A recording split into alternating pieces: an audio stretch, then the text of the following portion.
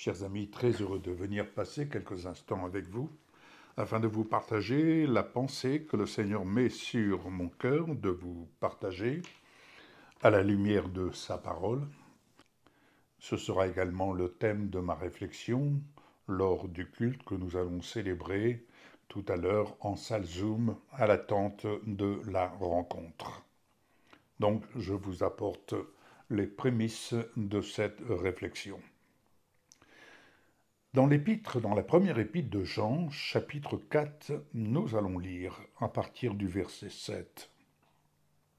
Bien-aimés, aimons-nous les uns les autres. Car l'amour est de Dieu, et quiconque aime est né de Dieu et connaît Dieu. Dieu est amour. Si on vous dit, mais c'est qui Dieu? Dieu est amour. Et l'amour de Dieu n'est pas à comparer avec cet amour humain qui est partagé par les uns, par les autres, d'une façon ou d'une autre. C'est une chose. C'est le minimum qu'il puisse être manifesté sur la terre. Mais lorsque nous parlons de l'amour de Dieu, nous parlons de l'amour de Dieu qui résulte de la victoire de Jésus-Christ à la croix. Cette victoire, c'est votre victoire. Et cette victoire que Jésus a remportée en ayant accepté d'être crucifié sur la croix, et je le répète et je le répéterai, crucifié sur la croix, c'est notre place, c'est ma place, c'est la vôtre. C'est là où notre nature séparée de Dieu a reçu son jugement. En acceptant de vivre au bénéfice de la justice de Dieu, nous acceptons et nous nous recommandons à l'amour du Père qui nous est révélé dans l'œuvre de son Fils Jésus.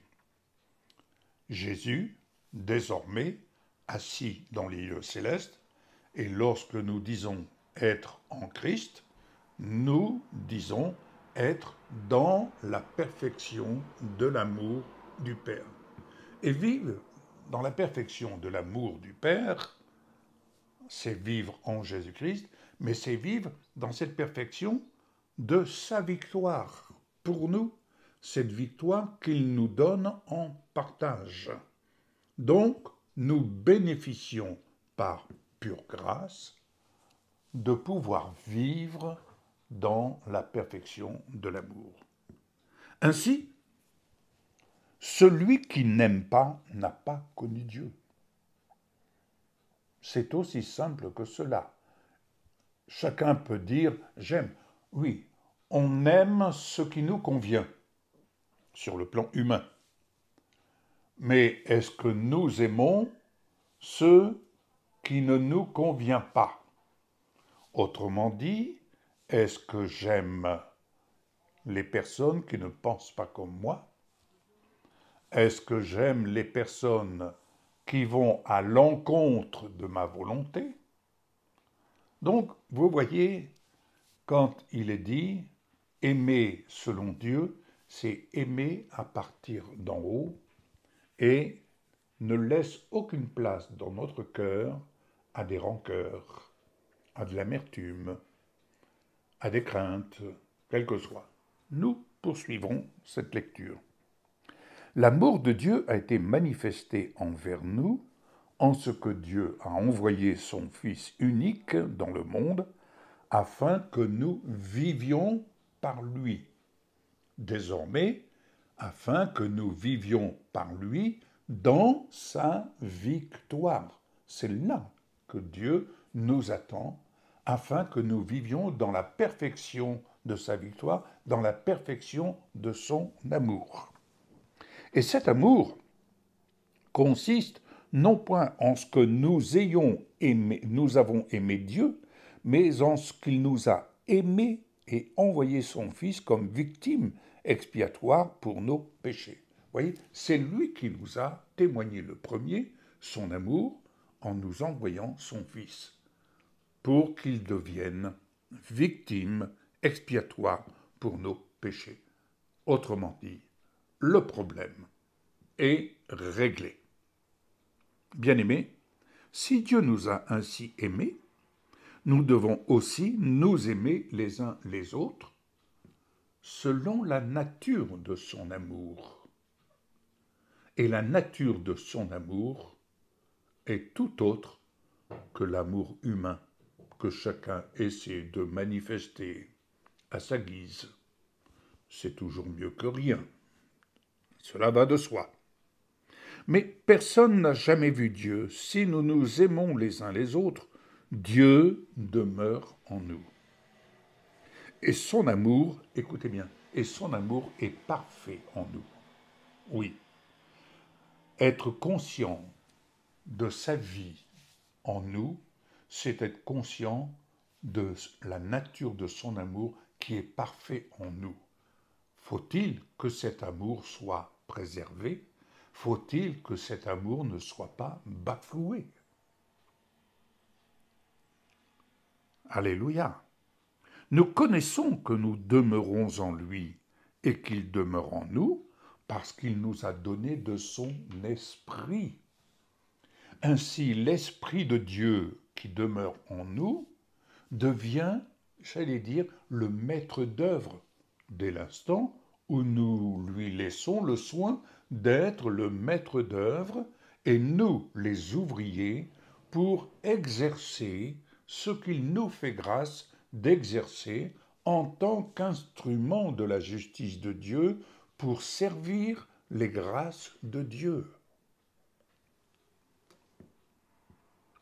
Car il fait de nous des instruments utiles, utiles à son œuvre, utiles à sa justice, afin que le témoignage de la victoire de Jésus-Christ sur les œuvres des ténèbres soit manifesté sur la terre comme au ciel, en tant que membres du corps de Christ que nous sommes en lui. Et nous avons vu et nous attestons que le Père a envoyé le Fils comme sauveur du monde. Celui qui déclarera publiquement que Jésus est le Fils de Dieu, Dieu demeure en lui et lui en Dieu. Et le déclarer publiquement, bien-aimés, c'est ce que nous faisons en cet instant, c'est ce que je fais personnellement en cet instant, mais c'est ce que vous pouvez, vous également, faire en relayant ce message autour de vous, le plus loin possible. Et nous avons connu l'amour que Dieu a pour nous et nous y avons cru. Dieu est amour, tout simplement. Dieu n'entre pas dans des discussions vaines, pourquoi ci, pourquoi ça, non. L'amour est parfait, et quand Dieu aime, et quand nous apprenons à aimer comme Dieu aime, l'amour dans la perfection ne suppose pas le mal. L'amour ne suppose pas le mal. L'amour supporte tout. L'amour excuse tout. Oui, l'amour excuse parce que lorsque autour de nous les personnes ne connaissent pas l'amour de Dieu, ça veut dire qu'ils sont dans l'ignorance. Et dans l'ignorance, on manque le but. Dans l'ignorance, quand on ne connaît pas l'amour, on ne peut pas aimer comme Dieu a aimé. Mais lorsque nous acceptons et que nous reconnaissons l'œuvre de Jésus à la croix, nous commençons d'apprendre à aimer comme Dieu nous a aimés. Alléluia. Dieu est amour, et celui qui demeure dans l'amour demeure en Dieu, et Dieu demeure en lui. Vous voyez cette communion avec l'amour de Dieu. Quoi que nous puissions avoir à traverser les épreuves sur cette terre, mais les épreuves ne doivent pas nous faire oublier que l'amour de Dieu est parfait et qu'il est notre force et qu'il nous permet à nous aussi de vaincre comme Jésus a vaincu le monde. Ainsi, verset 17, tel il est, tel nous sommes aussi dans ce monde. C'est en cela que l'amour est parfait en nous, afin que nous ayons de l'assurance au jour du jugement. Oui, le jugement viendra, il viendra pour juger, certes, mais lorsqu'on vit dans la perfection de l'amour et que nous accomplissons ce que les désirs de Dieu et ce que l'Esprit de Dieu nous donne comme instruction d'accomplir en l'honneur du nom de Jésus-Christ, nous n'avons rien à craindre. Au contraire, nous nous réjouissons d'être en Jésus-Christ un instrument de la main de Dieu pour manifester sa bienveillance, sa justice, sa libéralité, son secours, bref, toutes les qualifications et toutes les caractéristiques que Jésus manifestait sur la terre lors de son ministère et qu'il continue de manifester au travers de vous et moi. Alléluia. Nous sommes destinés à bénir au nom de Jésus. Nous sommes destinés à manifester, à dispenser d'une façon ou d'une autre ce que Jésus est en nous et surtout dans ce temple qu'il a fait de nous. Alléluia.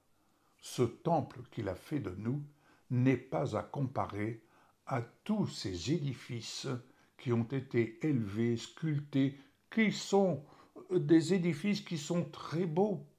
Bien entendu, nous voyons l'ouvrage, comment l'homme est capable de faire de bels ouvrages. Mais n'en demeure pas moins, il ne s'agit pas de confondre cela avec ce que le temple que nous sommes est censé être et représenter et émaner de l'amour de Dieu sur la terre comme au ciel. Quel est l'ornement sacré dans ce temple? Il vous appartient, il m'appartient. Mais cet ornement sacré n'est pas destiné à être caché sous le boisseau, il est destiné à être rendu visible et à manifester l'odeur de la foi, l'odeur de la vie en Jésus-Christ. Ainsi, la crainte n'est pas dans l'amour, mais l'amour parfait bannit la crainte. La crainte de manquer, par exemple. La crainte d'opérer ce que le Seigneur nous invite à opérer en l'honneur de son nom.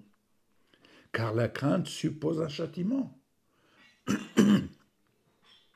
Et celui qui craint n'est pas parfait dans l'amour. Vous comprenez? Pour nous, nous l'aimons parce qu'il nous a aimés le premier. Si quelqu'un dit « j'aime Dieu » et qu'il haïsse son frère, c'est un menteur. Car celui qui n'aime pas son frère qu'il voit, comment peut-il aimer Dieu qu'il ne voit pas? Et nous avons de lui ce commandement, que celui qui aime Dieu aime aussi son frère. Béni soit le Seigneur. Ai-je besoin de vous dire que je vous aime? Ce sont là des paroles. Mais vous manifestez que je vous aime au nom de Jésus. C'est la cause de ce que je vous partage chaque jour sous forme de diaporama et sous forme de messages en vidéo. Puissiez-vous recevoir la bénédiction du Père en Jésus-Christ et à votre tour être en bénédiction pour les autres. Soyons en bénédiction les uns envers les autres. Même sur une plateforme, c'est possible de manifester l'amour les uns envers les autres, en parole et en action. Excellent dimanche, et si vous avez l'occasion de vous rendre dans votre église, dans votre assemblée, pour célébrer le culte, excellent culte dans le Seigneur. À très bientôt.